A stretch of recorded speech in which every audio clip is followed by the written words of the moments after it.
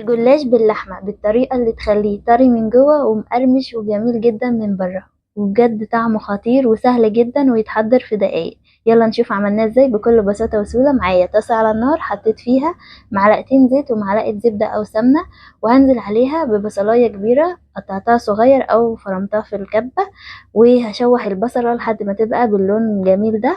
وبعد كده هنزل عليها ربع كيلو لحمة مفرومة. لفة الجلاش يا حلوين بتاخد معانا ربع كيلو لحمة مفرومة.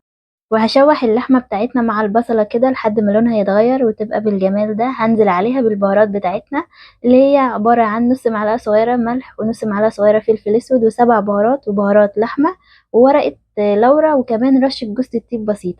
وهنزل على اللحمة بتاعتنا اخر حاجة بمعلقتين صلصة، وبجد بيخلوا اللحمة طعمها خطير.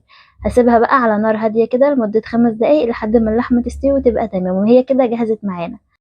وبأحلى وأبسط طريقة نحضر الجلاش بتاعنا. معايا لفة جلاش خدت منه أول ورقة كده ودهنتها بخليط ما بين السمنة والزيت حوالي نص كوباية كده، وبعد كده هحط ورقة كمان وادهن كمان دهنة خفيفة كده علشان الجلاش بتاعنا ما يبقاش تقيل يا حلوين.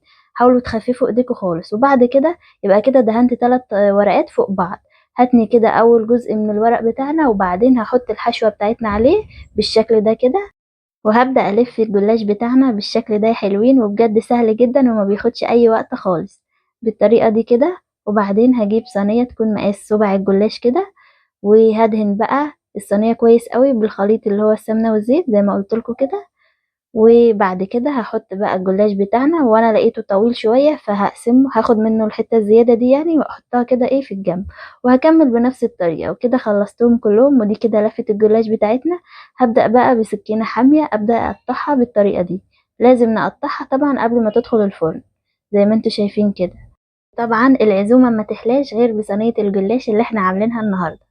بجد جربوها ومتأكدة ان هي هتعجبكم قوي. وبعدين بعد ما بقطعها هديها كده ايه دهنة سمنة من على الوش، وبعدين نحضر لها بقى التشريبة اللي هي عبارة عن بيضة، وبعدين هديلها رشة فلفل اسود. واهم حاجة بقى ان احنا نرب البيضة كويس قوي قوي قوي.